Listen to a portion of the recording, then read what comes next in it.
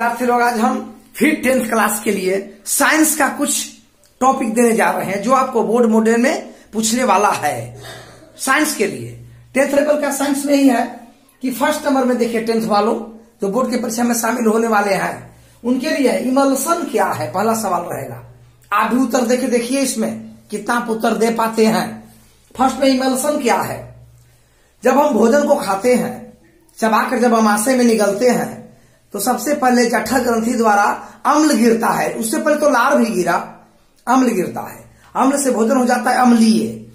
भोजन के बड़े कण टूट करके गल करके छोटे कायम या फिर चाइल में बदल जाते हैं, जिसे हम गीला होना कहते हैं।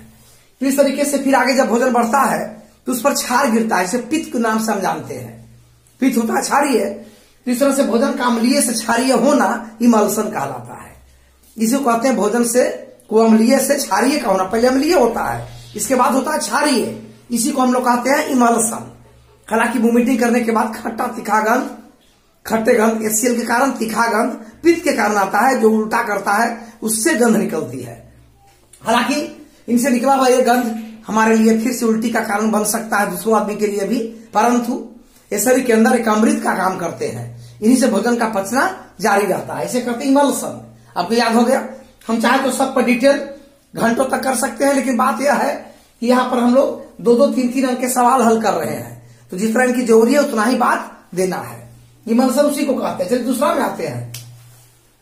आपको सेकंड में दिया गया पाचन में अम्ल की भूमिका क्या है। पाचन क्रिया में हमारे शरीर में अम्ल की भूमिका।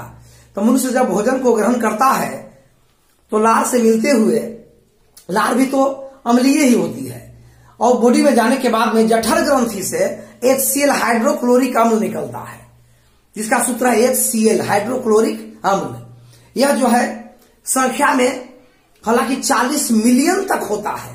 1 मिलियन में 10 लाख होते हैं। बता लीजिए कि कितना हो सकता है। 40 मिलियन महीन ग्रंथियां, जिसे हम जठर ग्रंथि या गैस्ट्रोग्लैंड के नाम से जानते हैं। एक दिन में 24 घंटा में यह 3 लीटर HCl निकलता है, और भोजन के बड़े अवयवों को तोड़ करके, अपघटित करके, सरलीकृत करके छोटे अवयव में तोड़ देता है। अब उसका पाचन संभव है, क्योंकि इससे बड़े टुकड़े का पाचन संभव बॉडी में नहीं हो पाता, फिर से उल्टी हो जाएगा। तो ये ऐसा करके भोजन को गलाने का काम करते हैं। ये HCl आपको निकलते हैं जठर ग्रंथियों से काफी मात्रा में 3 लीटर।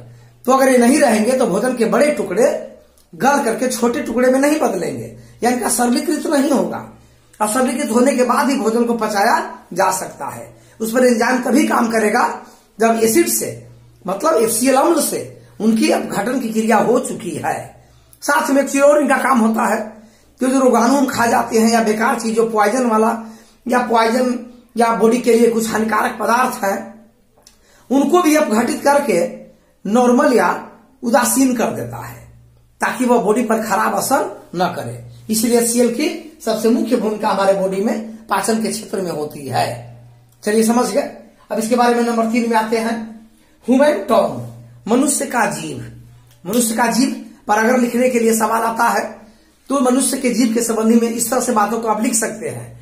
जैसे मनुष्य का जीव मांसल होता है, यह ऊपर रुखड़ा है, स्वाद की ग्रंथियां हैं, किनारे किनारे भी ग्रंथि होती है जीव के किनारे किनारे, इसको हम फंगिफॉर्म कहते हैं। किनारे किनारे अंदर की तरफ फिलिफॉर्म होता है। स्वाद की ग्रंथियां को 4 भागों में बांट दिया जाता है। सबसे अगला भाग जो है जीव का आगे वाला भाग है, यह भाग मीठा स्वाद को ग्रहण करता है। इसके बाद नमकीन, इसके बाद खट्टा, इसके बाद तीता, मतलब लास्ट भाग तीता को ग्रहण करता है। यह मांसल होती है।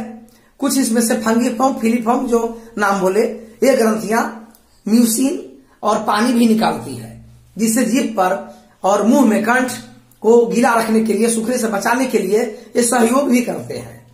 इस तरह से जीव क्या कार्य पूछ देवे तो कार्य में भी लिख सकते हैं कि यह पचाने, भोजन को चबाते समय चलाने का काम करता है।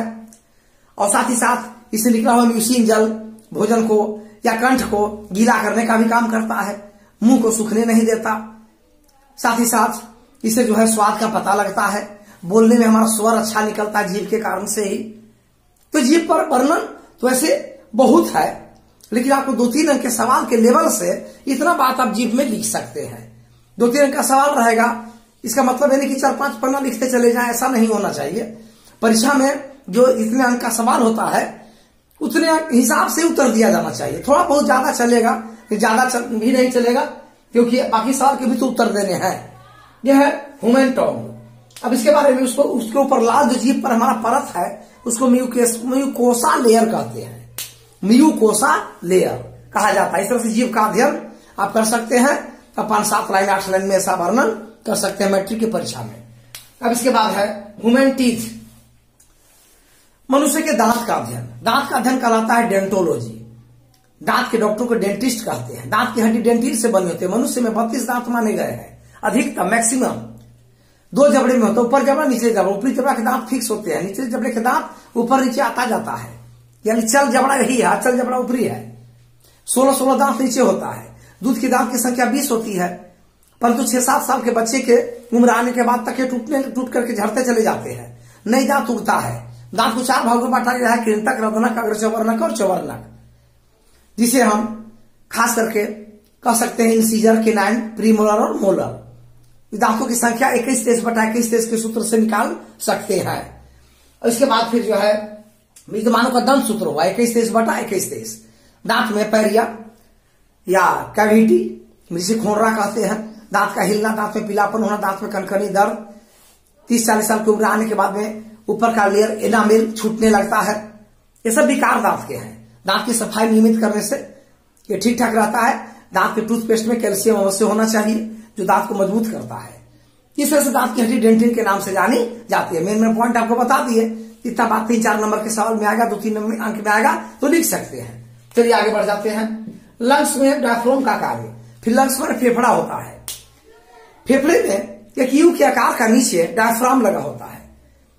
जब आप सांस लेते हैं साधारण रूप से तो आधा लीटर, कस के लेते हैं तो 1 लीटर। लेकिन ऐसा नहीं होता कि आप सांस लेते जाएं और फेफड़ा कैच करते जाएगा, ऐसी बात नहीं है। सांस भर पेट लेने के बाद फेफड़ा फूलता है जितना, उसके बाद फिर आगे नहीं फूल सकता, क्योंकि फटने का डर है। सांस कस के छोड़ते हैं तो सिकुड़ता है। इसका मतलब ये नहीं जब छोड़ते चले जाए तो ज्यादा सिकुड़ के टूट जाएगा या चिपक जाएगा। तो फेफड़े को ज्यादा फैलने से, आवश्यकता से अधिक सिकुड़ने से बचाने का काम करता है वही अंग है डायफ्राम, जो फेफड़े के किनारे यू के आकार का होता है, जो आवश्यकता से अधिक फेफड़े को फैलने सिकुड़ने से बचाता है, फेफड़े की रक्षा करता है, जिसे हम डायफ्राम के नाम से जानते हैं। चलिए आ जाते हैं श्वसन में कार्बन मोनोऑक्साइड से क्षति का वर्णन। सांस लेने की क्रिया में सबसे ज्यादा क्षति करता है प्रदूषक गैसों में कार्बन मोनोऑक्साइड, CO लिखा जाता है। ये श्वसन के क्रम से फेफड़े में चले जाते हैं वायुमंडल से। फेफड़े में जाने के बाद जब फेफड़ा में सब वायु जमा हो जाता है तो छंटनी ऑक्सीजन का फेफड़े से ही होती है। फेफड़े में धमनी सिरा के नस होते हैं। धमनियों में शुद्ध हीमोग्लोबिन का प्रवाह होता है। वह हीमोग्लोबिन एक बार में एक हीमोग्लोबिन 4 ऑक्सीजन के अणुओं को कैच करता है। ऑक्सीजन की जगह पर कार्बन मोनोऑक्साइड है, क्योंकि प्रदूषण गैसें में मिल चुके हैं। तो कार्बन मोनोऑक्साइड ही ऑक्सीजन के साथ ज्यादा उपस्थित होने से हीमोग्लोबिन पर आ जाता है। हीमोग्लोबिन बनाने के बाद ये चिपक जाता है, और चिपक जाने के कारण फिर दोबारा वह ऑक्सीजन को सूखने नहीं देता, या फिर जहां ऊर्जा निर्माण स्थल है वहां जो CO2 बन रहा है, जो फेफड़े तक हीमोग्लोबिन द्वारा हिलाई जाती है, जिसे कार्बोक्सी हीमोग्लोबिन कहते हैं। ऑक्सीजन को ले जाने वाला को ऑक्सी हीमोग्लोबिन कहते हैं। तो लाने नहीं देता। इस प्रकार से ब्लड में यह विकार बन जाता है। तो सबसे ज्यादा विकार बनाने का काम करता है कार्बन मोनोऑक्साइड। श्वसन की क्रिया में यही क्षति का मुख्य कारण होता है कार्बन मोनोऑक्साइड। यही श्वसन के तंत्र में ज्यादा विकार बनाता है। ऐसे तो विकार सब बनाते हैं, लेकिन उनमें भी ये कुछ ज्यादा ही है। अब इसके बाद हम लोग आते उत्सर्जन में एनस का योगदान क्या है। एनस को गुदा कहते हैं। बड़ी आंत के बारे में आप जानते ही हैं कि बड़ी आंत की लंबाई होती है 1.5 मीटर। हालांकि व्यास में ज्यादा होने के कारण बड़ी आंत नाम रखा गया। छोटी आंत तो 6.5 मीटर तक होते हैं, लेकिन वह छोटी आंत व्यास में कम है, इसलिए छोटी आंत नाम है, लंबाई के आधार पर नहीं। अब बात है कि बड़ी आंत के लास्ट बिंदु, बड़ी आंत को इसे 3 भागों में हम बांटते हैं। जैसे कोलन है, फर्स्ट कोलन सेकंड कोलन में बट गया। फिर आपको रेक्टम है, मलाशय है। उसके बाद फिर आपको आ जाता है एनस, जिसे गुदा कहते हैं या मल द्वार कहते हैं, या अंतिम भाग है, इसी को एनस कहते हैं। इसी में एक परासरणीय कुस्कीय परासरणीय दाब रहती है, जिसके कारण उत्सर्जन होने का अनुभव होता है मनुष्य को या किसी भी प्राणी में। तो उत्सर्जित पदार्थ को कर देता है, बेकार चीजों को बाहर निष्कासित करता है। इसी के द्वार पर बाएं और दाएं बवासीर के कुछ अवशेषी अंग होते हैं जो पहले काम करते थे पूर्वजों में, लेकिन आज के टाइम में अवशेषी अंग है, वेस्टेज ऑर्गेन्स है। ज्यादा खट्टा तीता मसालेदार घी तेल डालडा कोलेस्ट्रॉल खाने से रगड़ा जाते हैं और कभी कभी घाव में भी बदल जाता है जिसे बवासीर कहते हैं। शुरू है हल्का दर्द देगा, के बाद पक जाने के बाद ब्लड उस शौचालय में जाकर लेटरिन के समय निकलता है, इसे खूनी बवासीर कहते हैं। और जब दर्द केवल करे अभी पका हुआ नहीं तो वादी हुआ, इस प्रकार से इसे ऑपरेशन करके निकाला जा सकता है। तो तंत्र मंत्र विद्या इसको निकालने के लिए नहीं है, इस पर ज्यादा विश्वास नहीं होना चाहिए। इसे कहते हैं एनस, जिसे गुदा कहते हैं। इसी में बवासीर के अवशेषी अंग होते हैं और छल्ले होते हैं इसमें, जिसके द्वारा मल पदार्थ निकल जाते हैं और फिर वह सड़ जाता है। इसे कहते हैं एनस का योगदान।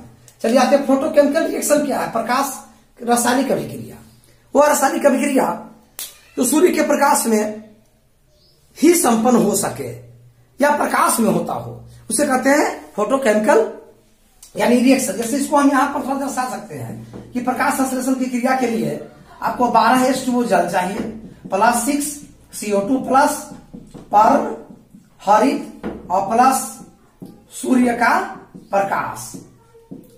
प्रकाश, यही फोटो का कारण हुआ। अब इसके बाद बनेंगे C6H12O6 plus 6O2 plus 6H2O। तो इस प्रकार से ये बनते हैं, ये ग्लूकोज बना, ऑक्सीजन बना और जल बना। तो ग्लूकोज, ऑक्सीजन और जल, ये तीन चीज प्रकाश संश्लेषण में बनते हैं। और सूर्य के प्रकाश को रोक दिया जाए तो ये नहीं बनेंगे। तो वह रासायनिक अभिक्रिया जो सूर्य के प्रकाश में संपन्न होती है या और भी प्रकाशिक अभिक्रिया है तो लिखिए ये भी कहलाएगा आपको फोटो केमिकल रिएक्शन, प्रकाश रासायनिक अभिक्रिया। या सोलर प्लेट आप धूप में रख देते हैं, सोलर प्लेट इसको रिएक्शन को देख लीजिए, सामने दिखाई दे रहा है। फोटो यानी सूर्य के प्रकाश में जो आप लगाते हैं सोलर प्लेट, वो भी सूर्य के प्रकाश को बदल देता है, उसमें उत्पन्न ऊष्मा को बदल देता है किसमें, इलेक्ट्रिक में, जो आपको बैटरी में जमा हो जाता है। तो एक प्रकार का वो भी तो फोटोकेमिकल रिएक्शन हुआ। इसी प्रकार से जो रासायनिक अभिक्रिया जो सूर्य के प्रकाश में ही होती है उसे हम कहते हैं फोटोकेमिकल रिएक्शन, जैसे प्रकाश संश्लेषण। चलिए आगे आते हैं इंडोस्कोपी। क्या इंडोस्कोपी एक प्रकार की मशीन है। पेट खराब होने पर जैसे अल्सर है, जैसे एसिडिटी है, या आपका या किसी आदमी का मान लिया कि अपेंडिक्स है, हॉर्निया है, तो एक मशीन होता है जो कंप्यूटराइज होता है। उसमें रबर की एक तरह से तह लगा हुआ होता है, आगे डायोड बल्ब होते हैं, ऑब्जर्वर होते हैं, लाइट होते हैं। मुंह में डालने के बाद बटन दबाया तो रबर का है आपको पेट में घूमते हुए नीचे तक चला आया। डायोड लाइट दिखाता है, ऑब्जर्वर उसकी स्थिति को लेकर के कंप्यूटर पर देता है। कंप्यूटर पर डॉक्टर बैठे होते हैं और वह उसका कंप्यूटर पर अवलोकन कर लेते हैं।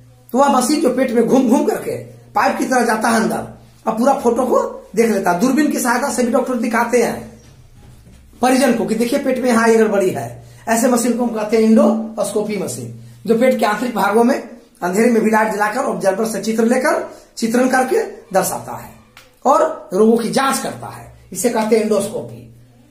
ब्लड, रक्त के कार्य को लिखिए, फंक्शन ऑफ ब्लड, ये भी इंपॉर्टेंट चीज है।